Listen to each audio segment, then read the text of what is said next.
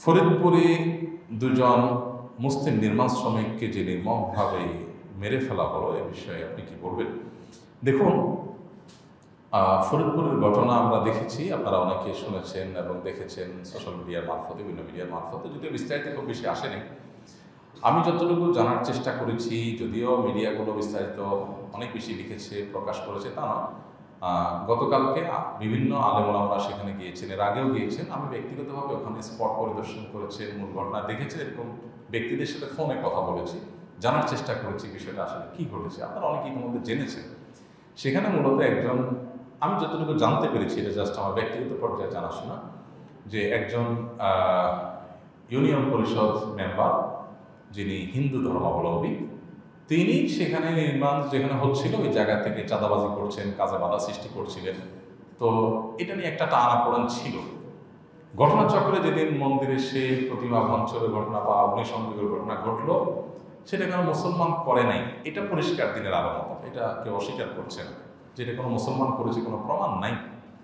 তো এই ঘটনায় ওই সেই ইউনিয়ন পরিষদ সদস্য তিনি সুযোগ নিয়ে দেখলেন যে এই উসিলায় ওই মন্দিরের পাশেই নির্মাণের কাজটা চলতেছে, এদের উদরপিণ্ডি বুদুর ঘাড়ে চাপিয়ে এদেরকে হামলা করার একটা সুযোগ, প্রতিশোধ নেওয়ার একটা সুযোগ, যেহেতু চাঁদাবাজি ওখানে কাজে বাধা দেওয়ার যে ওনার এজেন্ডা, সেটা এরা বাধা দিচ্ছিল, মানতেছিল না। এই উসিলায় তাদেরকে সাহায্য করার জন্য উনি এখানে এই হামলার ব্যবস্থা করছেন। তার নেতৃত্বে স্থানীয় আপনার ইউনিয়ন পরিষদ চেয়ারম্যান এবং হিন্দুরা সবাই মিলে তখন সেখানে আক্রমণ করে দুইটা নিরীহ তাজা প্রাণ সেখানে শেষ করে দেয় এবং খুবই দুর্ভাগ্যজনক, খুবই ন্যাক্কারজনক এবং জঘন্য ঘটনা সেখানে ঘটেছে। বাংলাদেশের ইতিহাসে তার ঘটনা খুব বেশি ঘটেনি ইতিপূর্বে। তো এখানে মূল বিষয়টা যেটা হয়, আমরা প্রায় দেখি এই জাতীয় ঘটনাগুলোতে রাজনৈতিক কোনো এজেন্ডা কিংবা নিজেদের কোনো স্বার্থ সিদ্ধির জন্য এই ইস্যুগুলো ঘটানো হয় এবং সেগুলোতে দেখা যায় নানা রকম ধোঁয়াশা তৈরি করা হয়। এগুলোকে আমাদের খুব বিচক্ষণতার সাথে দেখতে হবে যে এখানে উদরপিণ্ডি বোদর ঘাড়ে চাপিয়ে কারা ঘোলা পানিতে মাছ শিকার করতে চায়, কেন করতে চায়, খুব বুদ্ধিদীপ্তভাবে পদক্ষেপ নিতে হবে এবং অনুভব করার চেষ্টা করতে হবে বিষয়টা কি। তো এখানে ওই ইউনিয়ন পরিষদের সেই সদস্য, ইউপি সদস্য অথবা আরও যারা আছে, তাদের মানে নিকৃষ্ট আপনার চিন্তাভাবনা এবং ক্ষুদ্র স্বার্থ, অবৈধ স্বার্থ, সেটা তারা উদ্ধার করতে গিয়ে এই ধরনের একটা ঘটনা যদি ঘটিয়ে থাকে, তো সেটা দ্রুততার সাথে বিচার নিশ্চিত করা দরকার, দৃষ্টান্তমূলক শাস্তি হওয়া দরকার। তা না হলে এখান থেকে ভুল বার্তা যাবে, মানুষ ভুল মেসেজ গ্রহণ করবে এবং সেটা স্পর্শকাতরটা আপনারা জানেন। ইতিমধ্যে সোশ্যাল মিডিয়াতে বোধহয় বগুড়ার এক হিন্দু যুবক বোধহয় উগ্র কথাবার্তা লিখেছে এবং তাকে পুলিশ গ্রেপ্তার করেছে। তার উপযুক্ত শাস্তি হওয়া উচিত।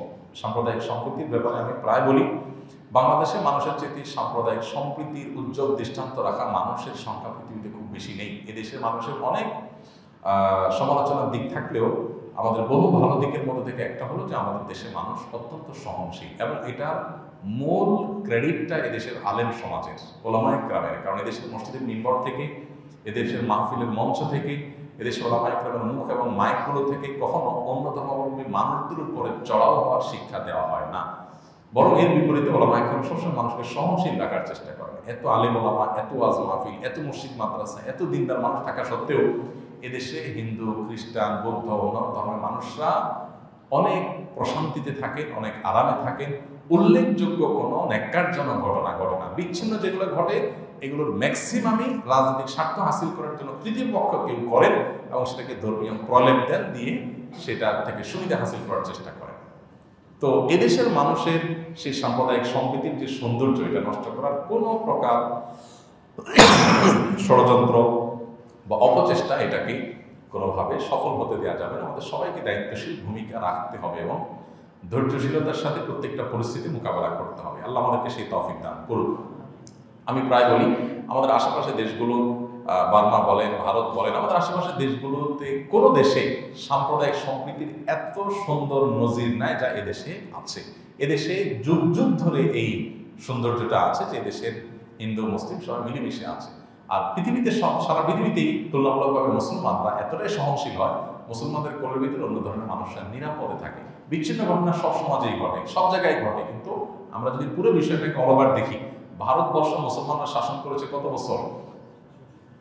হ্যাঁ, শত শত বছর মুসলমানরা ভারতবর্ষ শাসন করার পরও সেই ভারতবর্ষে মুসলমানরা হিন্দুদের ফ্রিডম এতটা দিয়েছেন বা হিন্দুদের প্রতি এতটা সহনশীল ছিলেন যে হিন্দুদেরকে জোর করে দলে দলে ইসলামে আসতে তারা বাধ্য করেনি। তাদের ভুল ছিল, তাদের ত্রুটি ছিল, সীমালঙ্ঘন ছিল, কিছুই হয়নি, আমি তা বলছি না। আমি বলছি যে তারা যদি অ্যাগ্রেসিভ হতেন তাহলে এই এত বছর ভারতবর্ষ শাসন করার পর সেখানে হিন্দুর অস্তিত্ব থাকার কথা, এত লম্বা সময় ধরে শাসন করার পর।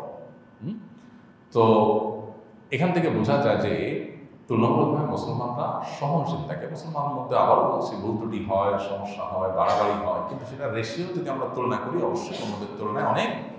কারণ এরকম কোরআন আমাদেরকে বারবার করে বলেছেন তোমরা তাদেরকে গালি দিও না যারা আল্লাহ ছাড়া অন্য কারোর পুজো করে, শিরকে লিপ্ত।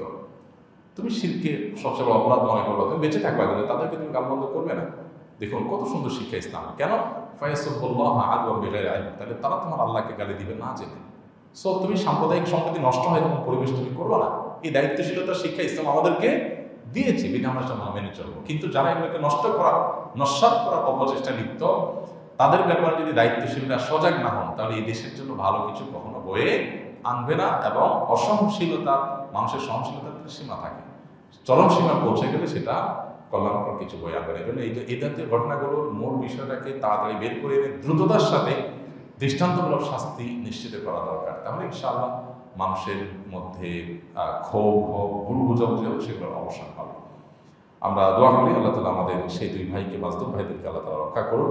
এবং এই জাতীয় বিষয়গুলোতে হিন্দু বলেন, মুসলিম বলেন, আমাদের সবাই দায়িত্বশীল হওয়া উচিত যে কোনো একটা কিছু ঘটছে আর আমরা গণপিটানো দিলাম দেওয়া শুরু করে দিলাম, এটা খুবই জঘন্য অপরাধ। ইসলামী শরিয়ার দৃষ্টিকোণ থেকেও জঘন্য অপরাধ, যে বিচার বিশ্লেষণ ছাড়া, প্রমাণ হওয়া ছাড়া যা তা করলাম। তো এখানে আপনার পরিকল্পিতভাবে মুসলমান হিন্দু দাঙ্গা বাঁধানো করার চেষ্টা করা হয়েছে কিনা, বা আপনার এখানে পরিকল্পিতভাবে নিরীহ মানুষগুলোকে হত্যা করে কোনো বার্তা দেওয়া হয়েছে কিনা, সেগুলো অবশ্যই সংশ্লিষ্টরা খতিয়ে দেখবেন, দেখা উচিত তাদের।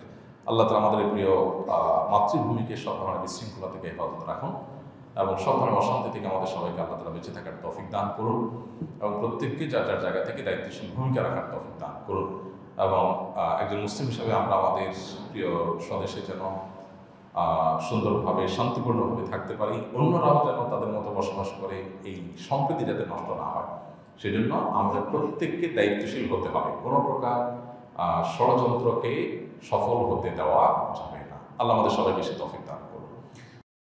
আস-সুন্নাহ ফাউন্ডেশন, উম্মার স্বার্থে, সুন্নাহর সাথে।